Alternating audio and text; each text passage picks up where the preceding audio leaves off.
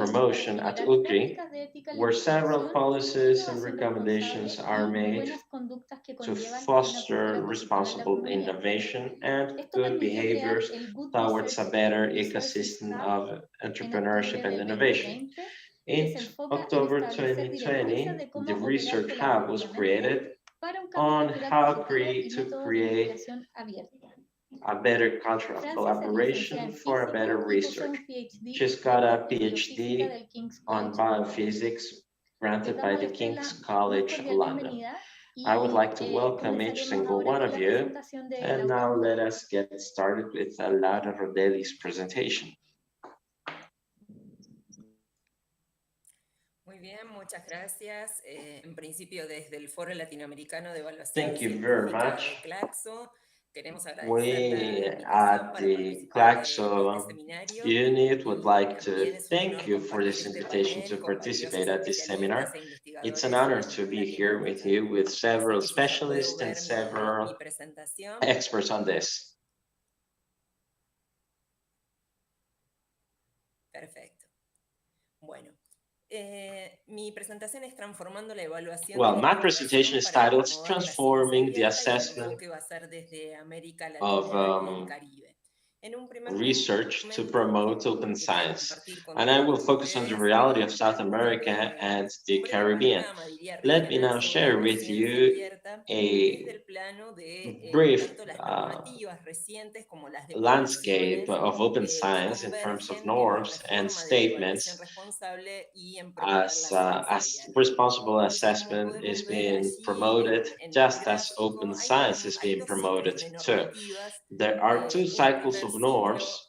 A de un first conjunto de one, normativas que se which da a lo includes a largo set del of 2010, a set of donde tools Perú, since Argentina, 2019 in México which son países Peru, pioneros en Argentina, and regular y Mexico are subrayar el pioneer acceso countries abierto in y los regulating repositorios institucionales open access nacionales and digitales. institutional Y repositories, un both segundo momento más institutional and reciente, digital ones. donde en el And caso there's a de second Chile y momentum Colombia se ha in dado Chile and una Colombia, regulación del acceso where there has mediante el been mandato more de and more investigación y regulation of política open normativa y otros access componentes de ciencia abierta. Entonces, el argumento principal and de este open recorrido data. es que en So, torno al acceso abierto ha habido normativas based on pioneras open en varios access, there países, pero la have been implementación, si pioneering se quiere, o la norms in several regulación countries. However, de esas implementation, normativas the en las implementation of those instituciones es más norms at tardía y se encuentra institutions en curso. comes Por late, otra parte, digamos, hay una and it's still necesidad being de executed. monitorear, de hacer un There's a seguimiento de need estos to procesos monitor, to do some y de follow-up of compartir these experiencias, procedures, aprendizajes to que logremos share con el mundo. experiences and lessons, Entonces, las which is declaraciones something that I tenemos will otros tell you dos more momentos, uno about in detail. iniciático en torno al What acceso about abierto, que se da en el statements? 2000 Well, con la there declaración was de a El Salvador, que statement incluso on open es casi science unos años performed posterior in a El la de Salvador in Amnesty 2000, Internacional.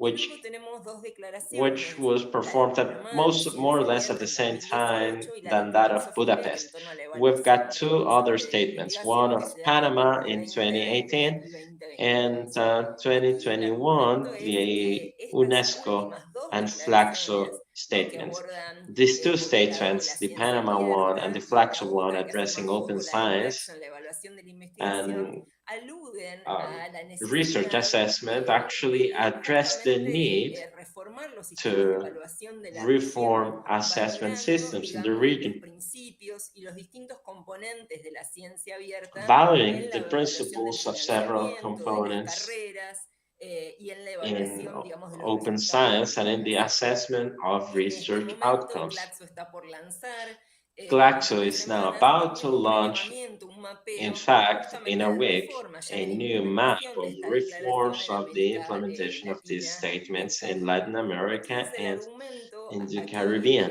sería que ante Therefore, la the fragmentación de argument los sistemas here de is evaluación en that, nuestra región well, y los diversos assessment modelos más o systems are being menos fragmented estandarizados and en torno several al uso standardized de models have métricas been basadas en el factor implemented de impacto o en el índice H, when estos using principios impact comunes factors. regionales These recuperan la common and regional tradición de principles prácticas que existen hace recover décadas the en la tradition región of en torno practices that have a la been there ciencia since abierta decades when y it a su comes vez to open conforman una science. serie de lineamientos And they comunes actually form a para series of alinear e shared integrar a la ciencia guidelines to abierta integrate dentro open de science las reformas en within curso the de la evaluación. reforms Es that decir, are being que es undertaken. necesario What do I pensar mean by qué, this? quiénes, cómo It's y para qué necessary to evaluamos think y about que esas who, what, reformas que se dan tanto a nivel and gubernamental, how we a nivel assess nacional, a research so nivel that those institucional y local, national estén en sintonía con and los local principios de la reforms are ciencia aligned abierta. with the ¿Cómo, principles digamos, of open podemos science. avanzar sobre How can we move esta, on? digamos,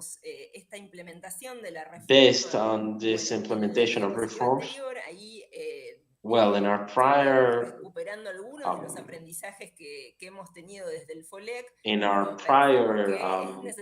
presentation, in prior presentations, we have heard very much about it. We need tools that require participation. We need to have a participative and cross-sectional designs. We need to have designs or diversity of approaches in the assessment of research in alignment with science, technology, and knowledge and innovation stakeholders. We need to include increasing changes that actually coordinate policies and methodologies. We need to include training and proper funding for the openness of publications and research data. And we need to make the most out of our federal infrastructures to promote interoperability, sustainability, as well as multilingualism. Several communities are very prolific when it comes to publications of research. And we need to consider all of these principles so that our science policies are the right ones. Let me now mention certain recommendations.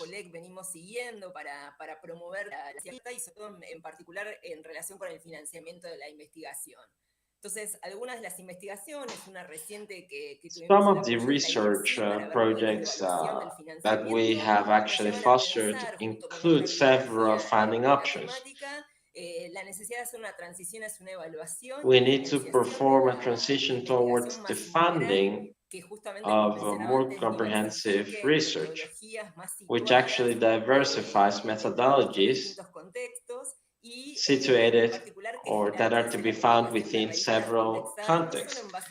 We need to provide a hierarchy of index journals, not only for national purposes, but also for international purposes.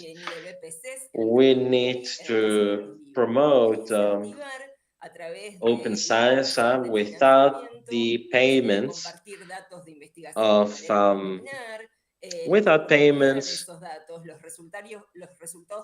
charges. Provisory outcomes are to be shared among researchers. We want data principles and data outcomes, as well as research outcomes, to be discussed by the research community. We need to encourage the participation of our civil societies. Users are to be made part of these research projects. And we need to acknowledge that these practices are to be included within the criteria of public funding, so that our funding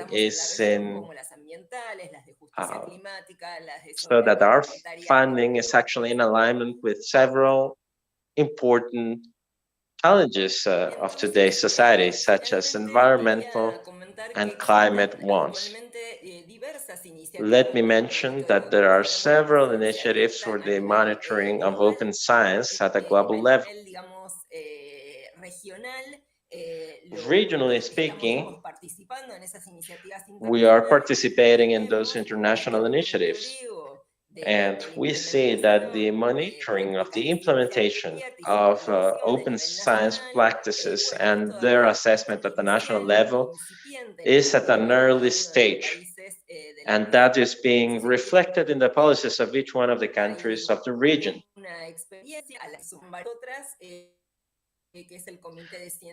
We can see certain experiences. The Committee of Open Science in Argentina, run by the Ministry of Science in Argentina, it's been a good example of a committee that monitors and does some follow-up of projects. And it actually does some follow-up of the implementation of these practices.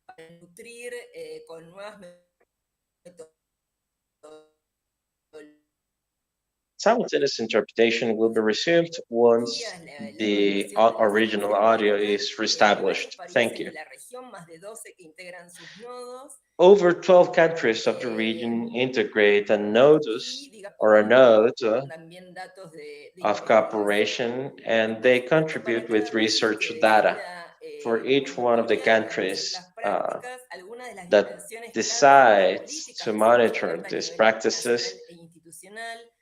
Well, it's important to monitor scientific production, data, research data available, the use of open platforms, and the possibility to retrieve data. Participative and citizen science instances that are available at the regional and at the national level. Let me now close this presentation. Let me remind you that there are several indicators and several regional activities. There are repositories, collections, and indexed journals at several platforms that can actually lead to more diverse processes of open science and research in general terms. We need to make the most of regional structures that are open and interoperable to actually foster the use of open platforms at academic institutions. The goal is not accumulating data, but generating a better interaction, more cooperation, better relationships for the good of more of the implementation of open science practices to strengthen open science in the region. We need to make sure that repositories are considered a central element of this process. There are several experiences in this region.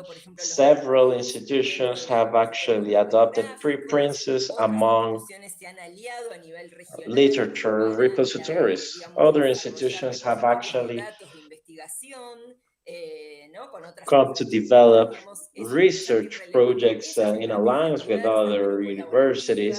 There are several strategies that are actually quite different in nature, but they share the element of cooperation.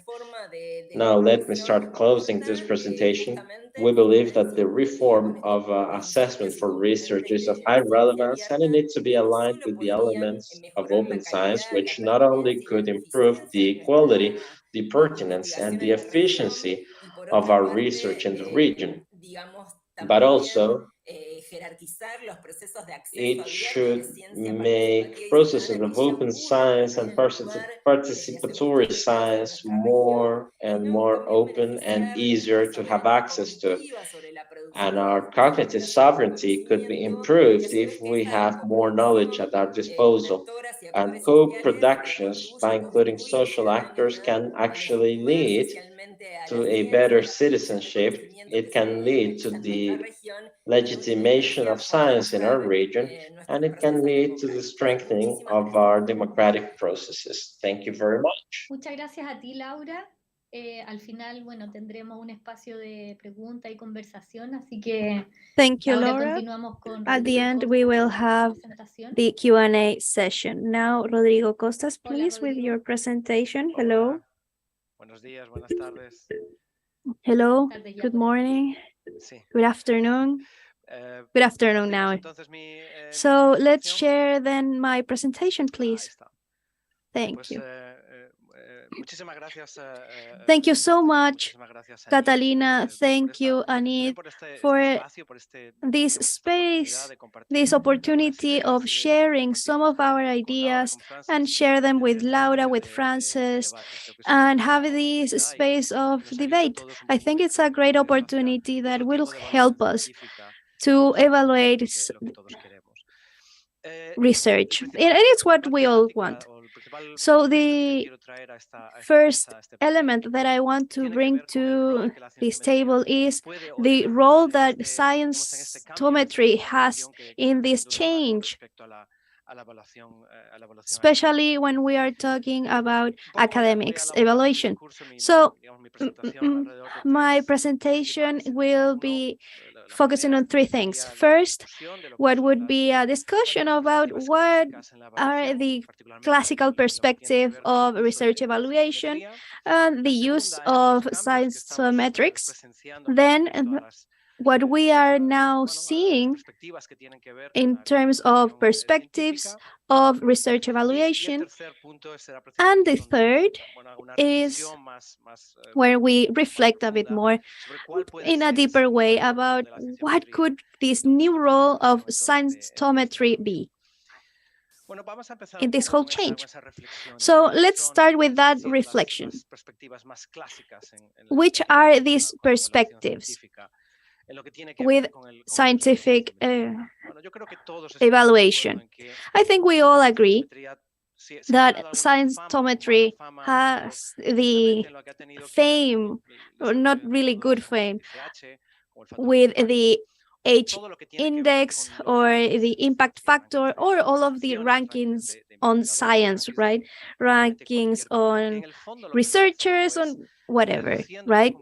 And what this does, it tries to reduce a complexity that we had that was enormous of interactions in just one or two indicators, just to try to make this complexity less so. Dear audience, we're experiencing issues with the audio in Spanish. We have all of these dynamics and all of these actors. They are part of the generation of the scientific knowledge. And then we forget about the principal part, and I try to understand this scientific ecosystem and how this knowledge after arrives to the society. So in a way, to show all of these tensions, I want to show this example of the scenario that we have right now in the Netherlands. In one hand, we have the proposal of the society in Netherlands, and it proposes that we have to create spaces for the talents of the researchers and the people who contribute in this generation of new knowledge. It needs to be more diverse, and we have to accommodate the different results. And this is not just scientific publications. We're also talking about data, as Laura said, software, and other type of results that sometimes are not even in the databases. So we have the metrics, and then we have dynamics or proposals. And basically, they say that the science has to be seen as sports. So there is competition, and this is important. And well, and then we can see tools as rankings, for instance, because we are thinking about competition, and that makes science to improve. Well, this, of course, made a lot of noise. There was a big debate, especially between the colleagues in the Netherlands. They said they weren't for this. They didn't like at all this idea of a competitive sport. And that's the idea, to make it more diverse, more inclusive, and being able to capture better what the reality is while we generate knowledge. So the role that scientometry has in this is that it unites both in a way, because it has been used to create these rankings, these indicators. But on the other hand, and this is the point that I want to highlight, it gives us tools to capture all of that diversity and to observe all of these processes of production of diversity, of collaboration, and understand this generation of knowledge that is scientific knowledge that then trickles to society. Scientometry also has mechanisms, methods, and many of us are really interested in developing these methods. especially for the ecosystem in academics. Also, I want to talk about the recent changes that we are seeing in the governance of research. Laura already showed some examples in Latin America. These are more European, of course. So we have the manifest of DORA, we have the Leiden manifest, we have the tide metric, which are the most responsible ways of seeing the community and the scientific research. This is really important. So there is a response from the scientific community to change how we evaluate research and science, especially for the people who are contributing to these researches. Also, we have the whole movement that has to do with investigation and innovation that must be responsible, everything that is ethic.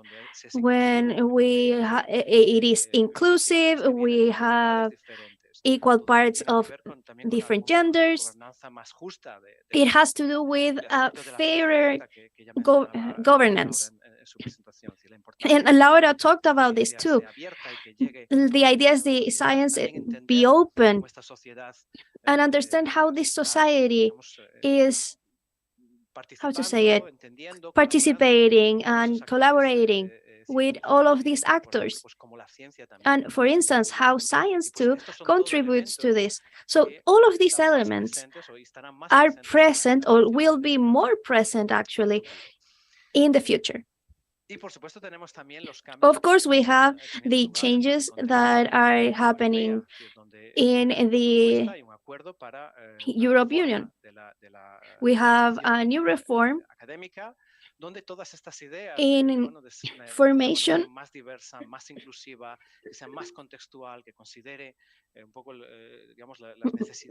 So we can see the different social needs, the context, what happens with academics, and all of this evaluation has to be taken into account.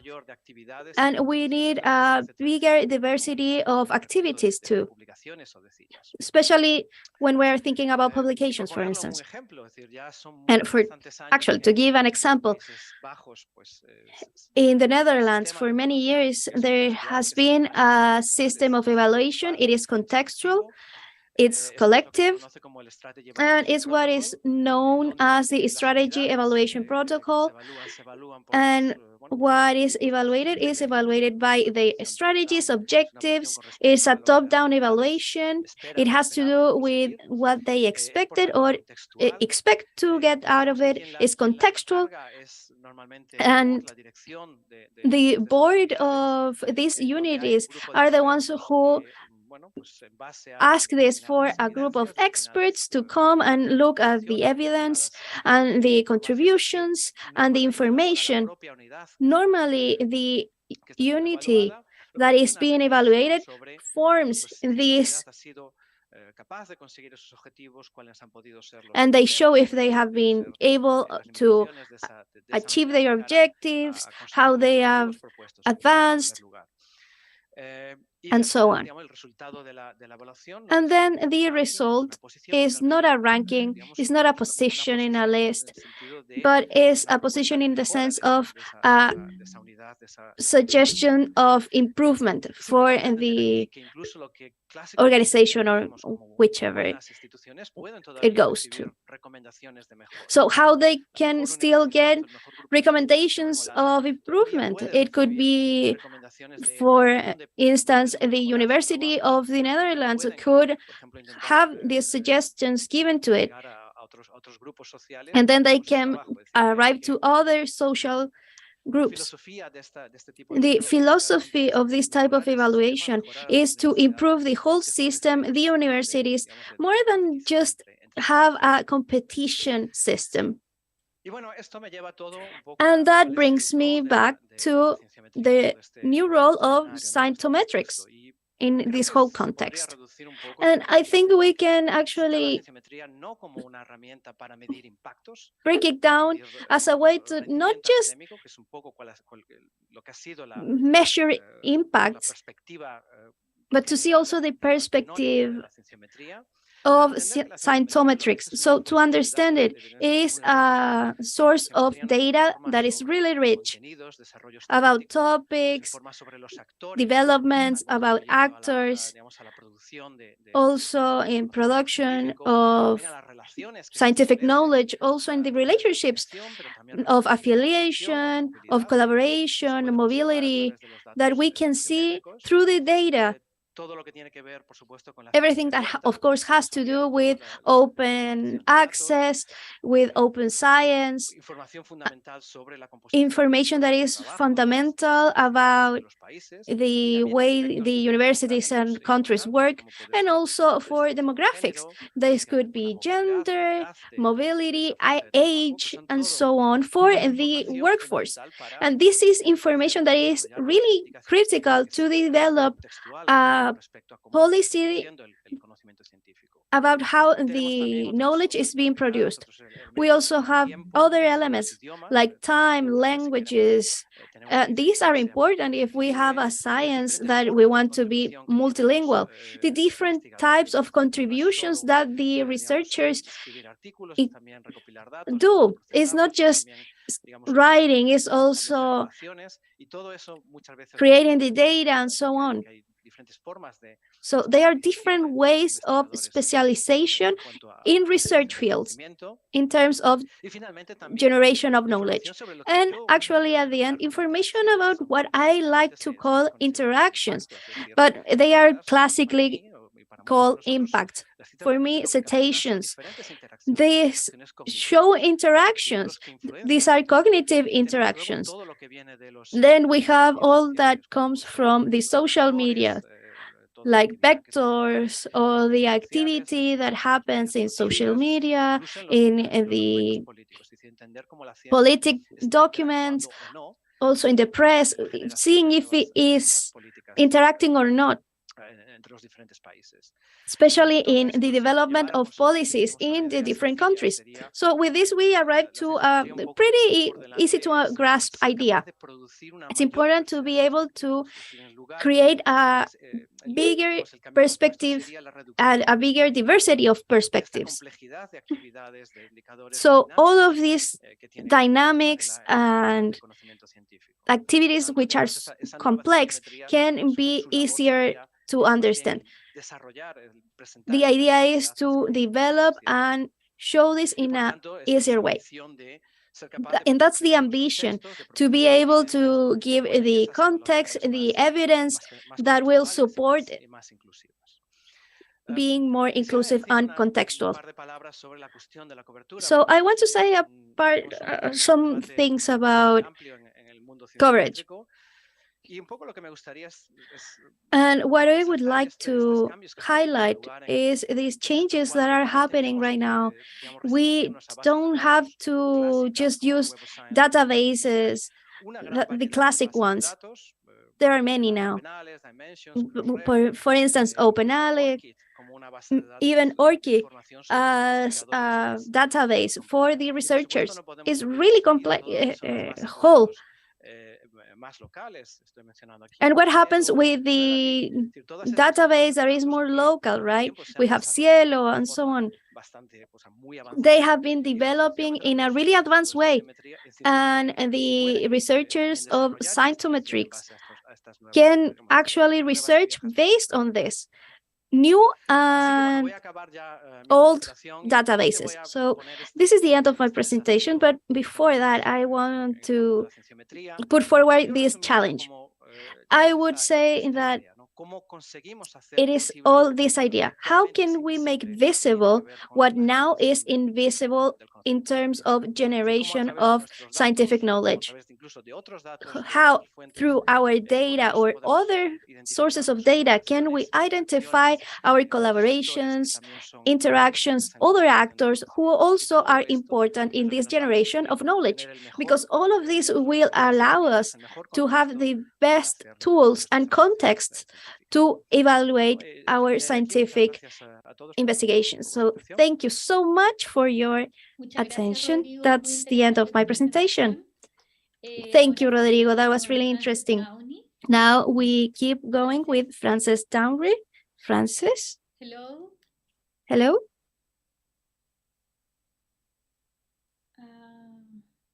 No podemos escucharte. We cannot hear you.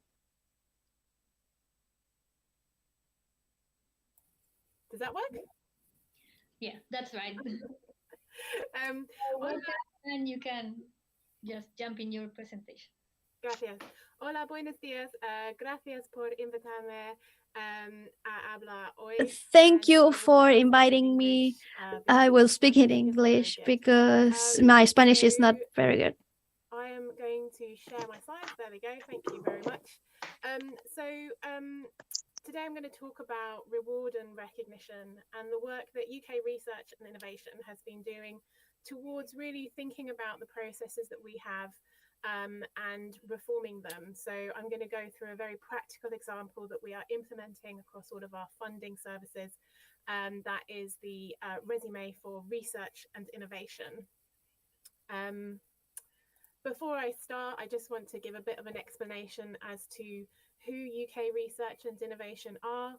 We are the UK's largest public funder of research. We cover everything from science to social sciences to arts and humanities to private sector innovation. So we really are cross-sector, cross-disciplinary in terms of the amount of different work we fund, and we are publicly funded. So this is the money from UK government that goes towards funding research in the UK. So what is the resume for research and innovation?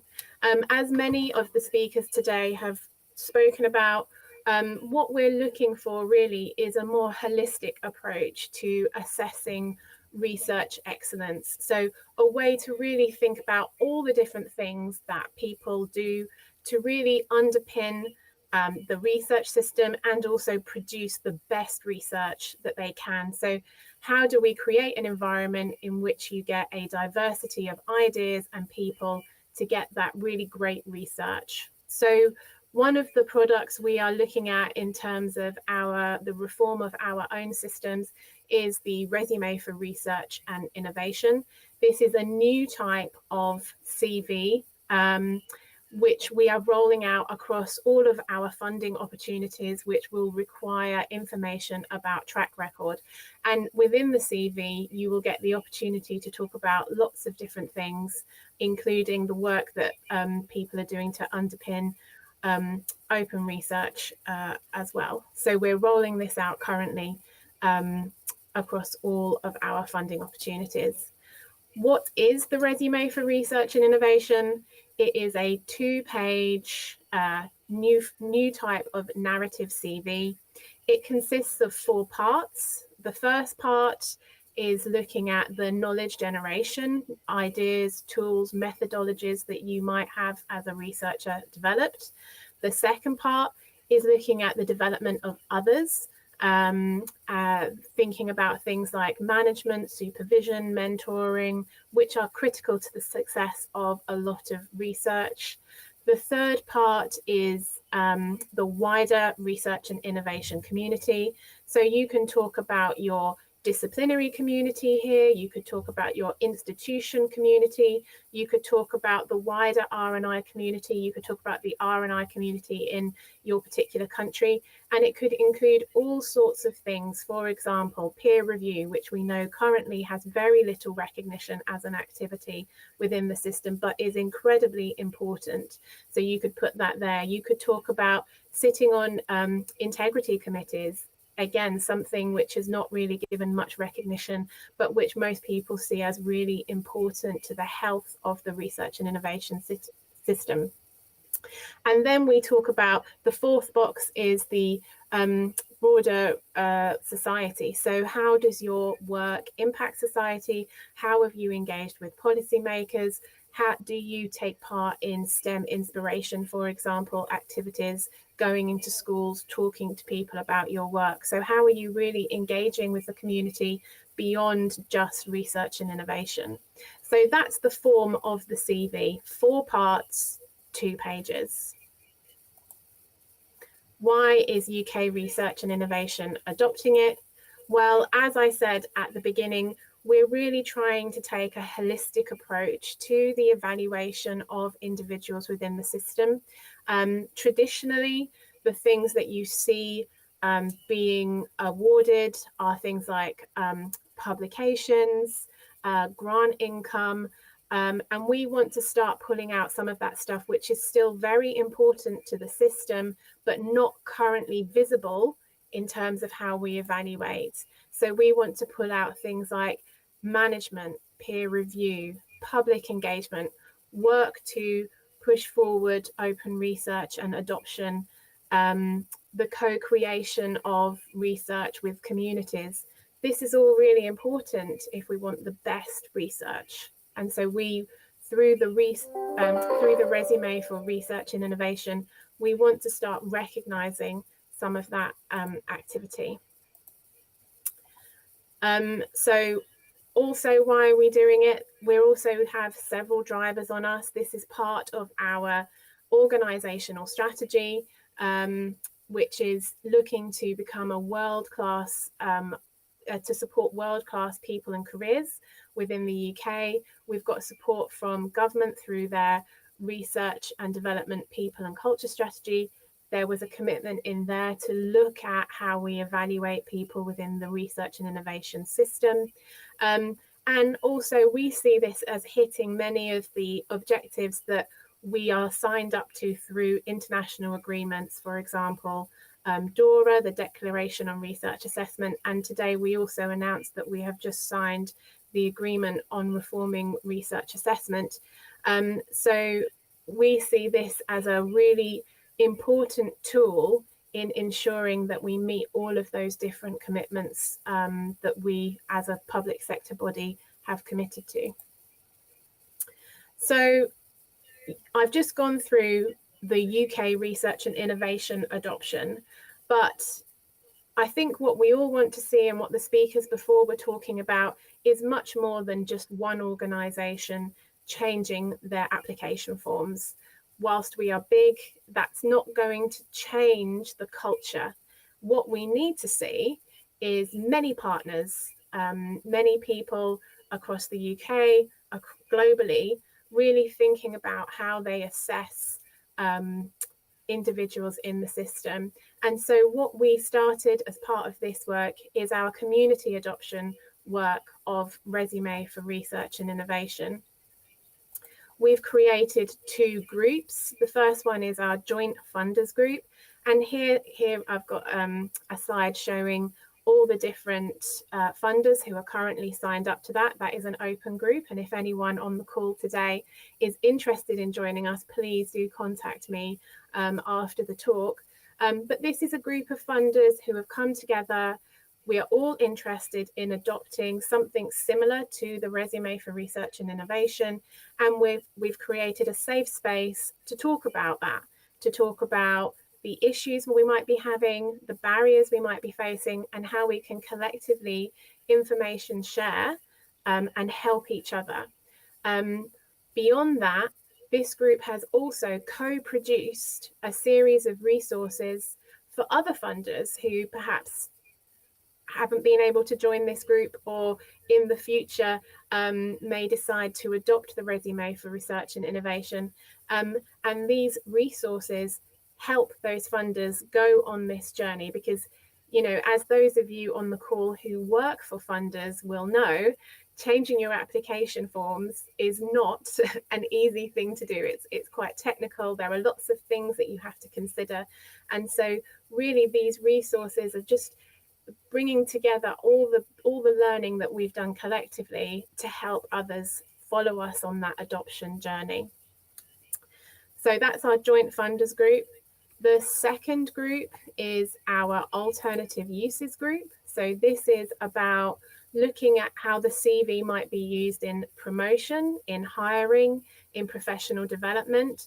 So here you can see we've got lots of universities in this group, as well as professional bodies and other organisations that are interested in supporting researcher careers.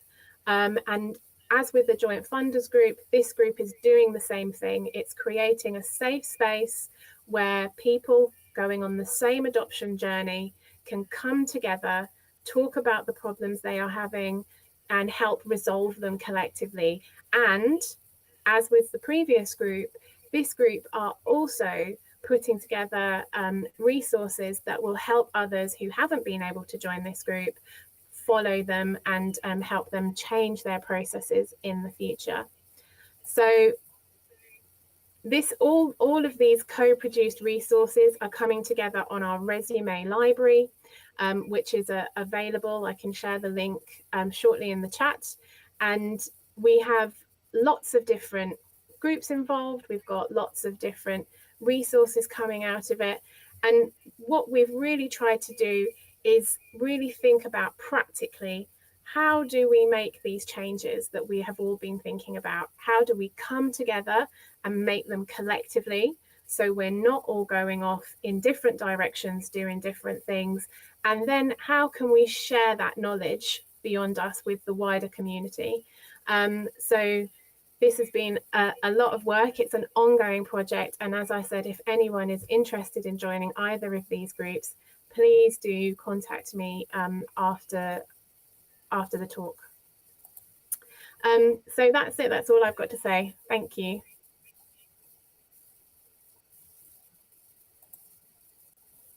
Muchas gracias, Frances. Ahora invito al resto de los Thank you very panelistas much, que se Francis. sumen. Now let me invite the rest of our panelists to join us today. Tenemos algunas preguntas del equipo y también de las personas que están We've got a couple of questions for you. Some of us are from us, and some questions are from us, and others are from our viewers.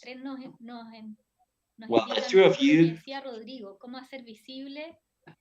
have told us about how it is important to make the invisible visible and measurable, to generate a greater recognition for all the activities that are involved in research. Not only should we see the tip of the iceberg, as we saw it in the image, we should see the invisible too. We know our community has generated several proposals to improve the state of the art.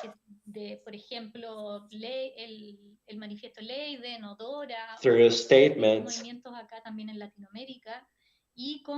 through several movements in Latin America and in Europe. And funding agencies have actually out to be good institutions that actually unite our communities. Laura, one question for you. How could the participation of several movements actually lead to a reshaping of the landscape of organizations? How do you think could we have an even more effective collaborative work? Thank you for that question. Well, I think wider collaboration could lead to better outcomes in several countries of the region. We have seen that the norms are being adjusted for research purposes. Researchers are advised to either go for the gold open access or the green open access, and that actually leads to a higher coverage and a higher dissemination of research outcomes. And that knowledge can actually benefit some sectors of the society that are not part of an university, they're not part of the academic community, and people can benefit from the knowledge obtained by other research projects. I believe that the opening of our community can actually onboard more and more researchers, and we can start solving some of the acute issues we've been facing that actually, in order to be overcome, need to have the knowledge of society and the knowledge of locals. O a eso apuntaría, a tener un registro, sí, del proceso de campo, del proceso de investigación, un registro más amplio. It's important to have a wider register of science. Que se va nutriendo con los aportes de otras investigaciones we can have a nivel regional y por even more instances of collaboration at the local, national, and international level. La calidad de la investigación, evaluar que se cumplimenten estos it's important de apertura, sobre todo de las publicaciones. It's important to consider that the outcomes of research projects have to be published as openly as possible, and legislations are to be respected. Chile has moved on very well with legislations that actually regulate the dissemination of the dissemination of scientific data and information. It's important to have several instances for collaboration, and I think that it's very helpful to have institutions that monitor the implementation of new practices and the implementation of regulations too. It's important because if you have more agencies, you can have a greater cooperation. Now, one question to you, Francis. How can we move on towards a better implementation of the green open access, taking into account the business model of publishing houses? How have you done it in the UK? How have you dealt with the green open access and business model of publishing houses in the UK? So I lead our work really thinking about reward and, sorry, I think I've left my phone on, so I hope you can't hear that. There we go. Sorry, I was listening to the translation on the phone. So I really think about the resume for research and innovation in the round. So we think about how that is taking a holistic approach to reward and recognition in terms of the different types of open access that we have. You know, we've recently published our open access policy, who my colleague Rachel Bruce, who is head of open research, is seeing through, and that's really leading the way in terms of UK moves towards open access, and that applies across all UK research and innovation funding streams. Gracias. Rodrigo, nos comentaste todo. Thank you, Rodrigo. You talked about all of these different types of indicators, and our question is globally, which is the adoption level of the centometrics in the scientific community, and what have you learned from this? For me, there is no application, no practical application that I know of. But if I talk about our own case, where we have used cytometrics in our institution to show, for instance, the interaction between other communities that we identified on Twitter and digitally, those who were interested in our work. But I don't know that any agency of financiation that has adopted this, neither with advanced cytometrics, with impact, with citation, and those ideas that I have shown here. And for the rest of you, I want to ask you if you think that cytometrics is usable, for instance, when deciding to finance, or if you can use it in other ways. Laura, Francis, maybe? Yes, I think that I said that there is not just one methodology that fixes everything, right? Because we are trying to get away from that, from having just one indicator in this vase. So I would say that scientometrics are good to have, but in a context, and which is the objective that we have for this investigation, which is the instrument, and which is the measure that in the scientometrics is being used in a responsible way. And maybe that way it can actually complement the evaluation or a peer-to-peer evaluation to make it professional, especially in our region. So I think it could be a big benefit for us.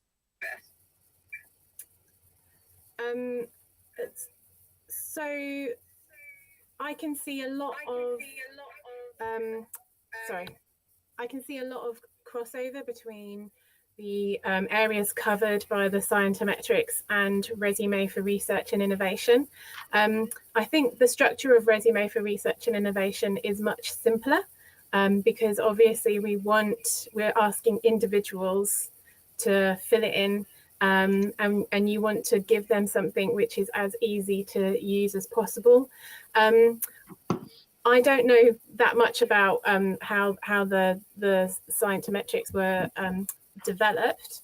In terms of the resume for research and innovation, we did a lot of community engagement and the call for a new type of CV, for the narrative form of CV, for this much smaller, shorter, simpler CV that gives a much rounder view of an individual came very strongly from our community, and we developed it in conjunction with the community.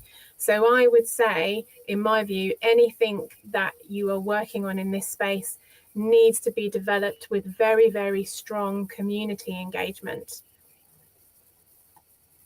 Gracias. No sé si quieren...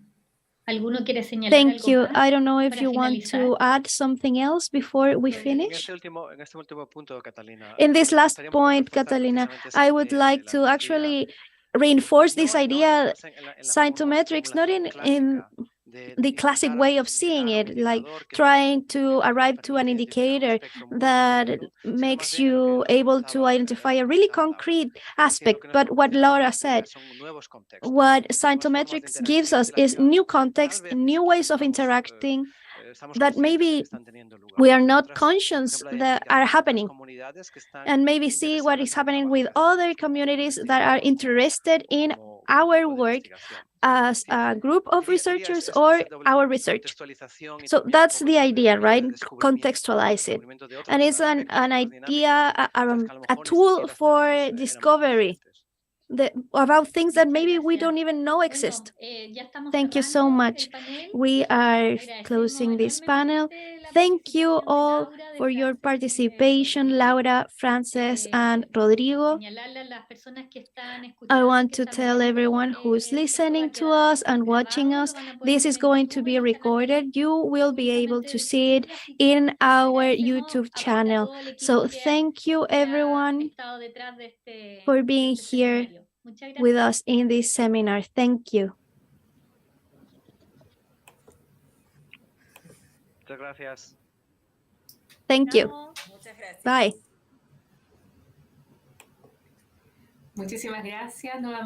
Thank you so much again for all of our panelists. Thank you, everyone who sent your questions in for this conversation. And of course, Catalina Terra for being here with us today. Now we are about to close this seminar, and I would love to present to you the Subsecretary of the ministry, Carolina Geis. Welcome. Good afternoon, everyone, to the second seminar of Open Knowledge, organized by the National Agency ANID and also Sincel Corporation. Thank you for your invitation so I can give you these closing words, especially for the team that has been in charge of this seminar. So today we talked about three themes of open knowledge that in a way generate tensions in the community. They are not easy to challenge. In this digital era that we live in, the scientific data being open and reusable give us different benefits. For the scientific community, it means that the knowledge that their peers have created can be reused. This makes it more efficient, more productive, and more visible because we are not doubling down on making the same knowledge once again. Thanks to that, they can cooperate more, even if they are in different places and belong to different disciplines. And also society benefits because they have access to the knowledge that many times has been financed by their taxes. And for everyone means a minimum standard for transparency, also traceability of results and accountability. When we are talking about transference of open knowledge, most of the time people think about issues that are not compatible, but science and open knowledge are compatible with intellectual property. And this is a great news because all of these centers of research are the ones with the calling to give information and new innovations.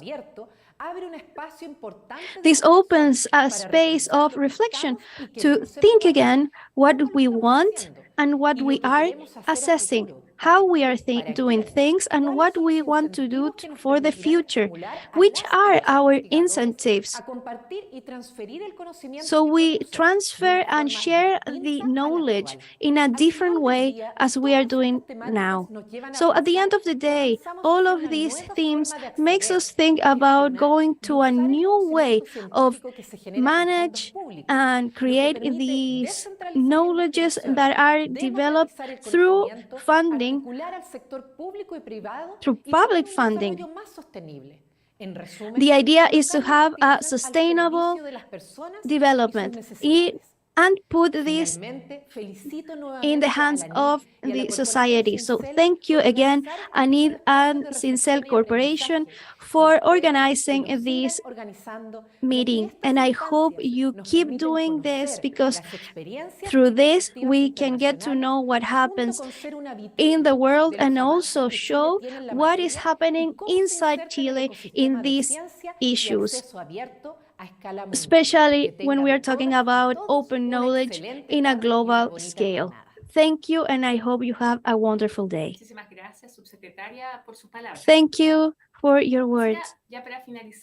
And now to close, thank you in the name of ANID and also Sincel Corporation. Thank you to everyone who has been part of this second version of the seminar. You can see all of our content in our social medias. And of course, we hope you have an incredible evening. Thank you very much.